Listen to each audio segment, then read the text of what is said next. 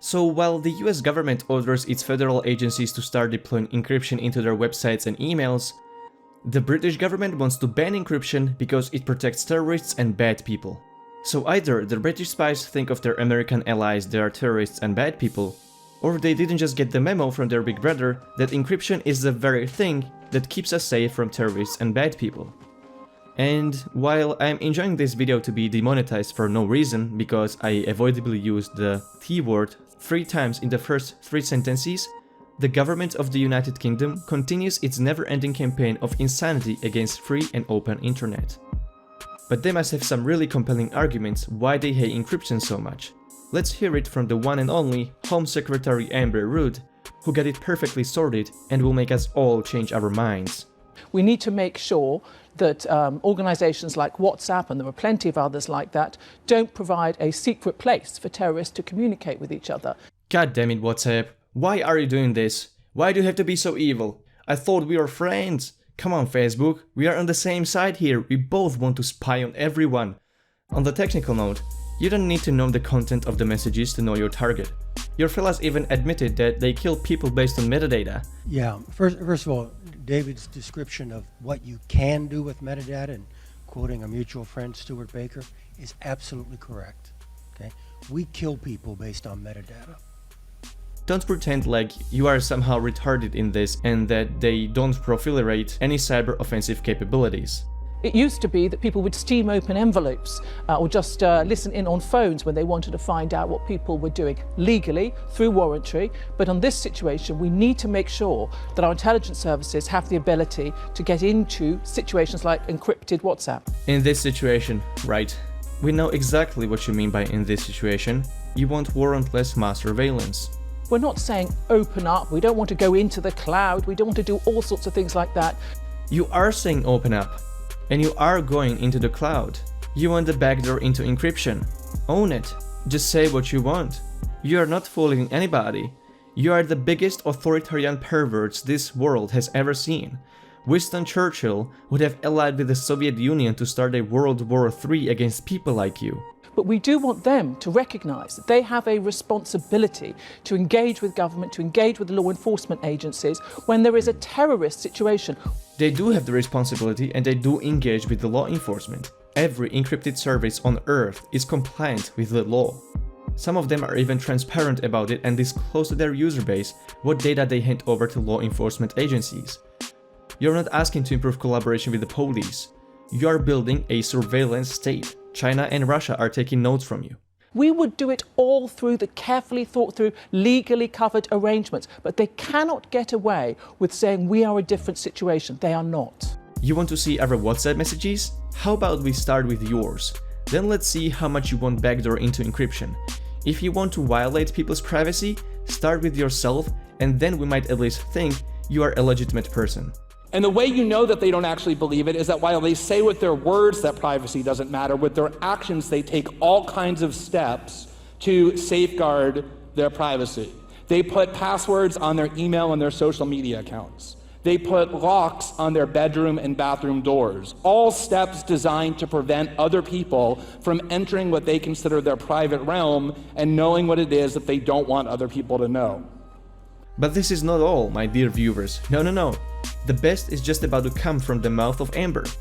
If you wondered why this woman hates privacy so much, the reason is simple. The children. You must think of the children.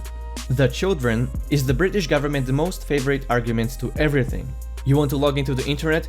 Think of the children, you sick criminal. Privacy? Children. You don't think of the children.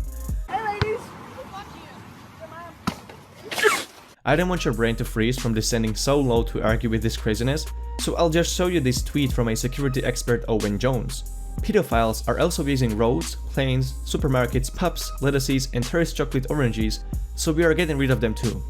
But Amber didn't like that very much and started complaining that the whole tech industry is making fun of her for not understanding how crypto works. To that, she replied, "I don't need to understand how encryption works to understand how it's helping the criminals. I will engage with the security services to find the best way to combat that." I recommend that you read this excellent article roasting Amber Rudd written by Natasha Lomas. It's a pure gold, thank me later. My favorite line from this author is a personal side note directed to Root. US intelligence agencies have previously said they kill people based on metadata, so Sandberg probably has a point. But maybe you don't fully grasp what metadata is either. I think the UK government is seeking to get a mandate to spy on people under 18. And they know they are going to get typical stupid things from them young people do but regret after they grow up. So who is the real creep here? People who want to protect their privacy and security, or creeps who just can't stop watching porn at work? David Cameron previously vowed to block hardcore porn from the darkest corners of the internet. In 2013, he said, "For a lot of children, watching hardcore pornography is in danger of becoming a rite of passage. I will do whatever it takes to keep our children safe," said occasional pigfucker. It's ludicrous to hold the whole society accountable because the kids exist. And it's even more preposterous that the UK government claims to protect children by taking from them means of secure communication. Instead of having targeted surveillance on those criminals, they want to have surveillance of children as if they had some moral high ground and as if the government could never possibly have malicious intent or corrupted interests. They want to make you believe that they have some kind of royal superpower to make sure only they, the good guys, can survey communications. But once they open that door, anybody can survey their communications, and that's when it becomes the real security problem, because as a parent, I can supervise what my kid is doing on their phone in my house, but I can't prevent hackers from exploiting government-mandated backdoors. What they are saying is they want to implement warrantless mass surveillance on every child living in the country. And by the time the new generation hits the voting age, the government is going to have a complete psychological profile of every one of their citizens from birth to present. I'm sure this power can never be abused, not now, not in the future. It will always remain in the hands of good people with good intentions only. With this kind of approach to cybersecurity, it's only a matter of years before Equifax breaches will happen to all kinds of data collecting programs.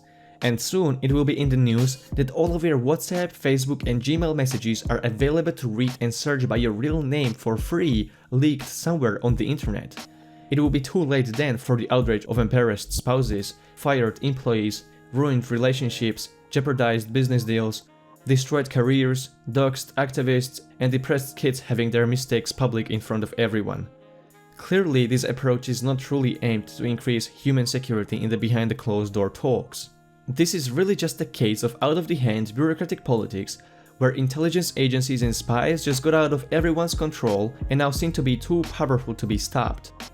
Similar to oil lobby and military-industrial complex, our democratic societies are now facing intelligence-industrial complex. It's really going to suck for all of us, just like it sucks for all those young men being deployed to protect our countries, while in reality they are just securing big interests. Spies are the next big interest, and they seem to have bought a lot of influence in Western governments. This is only happening because of unchecked public spending. This can really be easily solved by sanctioning severe penalties and budget cuts whenever spy agencies deliberately violate privacy of their citizens without a warrant. But it's not happening because money isn't out of politics, and influential actors can just circumvent democracy and constitution by bribing their way around. If you are not convinced this is about money, you have to understand that the intelligence agencies don't develop all of their weapons secretly in their underground labs. They hire private contractors, oftentimes from all around the world, to make and sell them these cyber weapons, which means these private contractors are heavily interested in getting deals to make profit, and all they have to do is to just persuade lawmakers to give them more of taxpayers' money. They don't care about ramifications, they just want to make money. Just like private military contractors, their business model is dependent on public spending. It's not just the UK. Mass surveillance is a new trend around the world. It really makes me wonder if technological progress isn't going to enclose history of humans into one ugly dystopian future. It makes me think that freedom and democracy isn't really meant for our species. That this short history of democracy we have been enjoying until our generation was never meant to last beyond a few decades. But I'm not the kind of guy who settles on maybe this is just how things are, so let's enjoy the little things in this golden cage.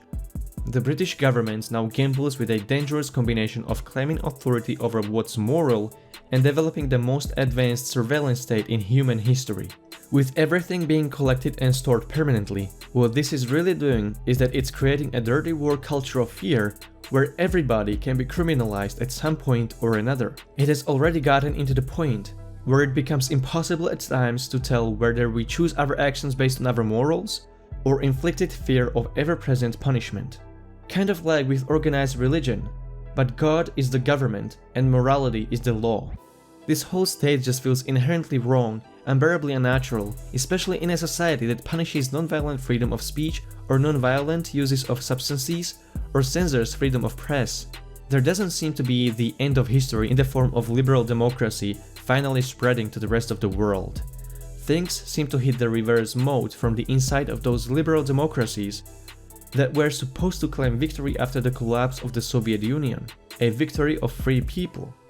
In their saying, after the fall of the last authoritarian empire, democracy was supposed to disseminate into the world, but what really disseminates is authoritarianism into those democracies in the name of convenience and false sense of security. And maybe this is it. Maybe we are the last free generation. But let me know if you agree or think I'm wrong. Thanks for watching, and please do leave your comments because I'm not doing this just to rant about it. I want to know what you think we can do about it. Subscribe if you are new to this channel, and have a nice day in the surveillance state.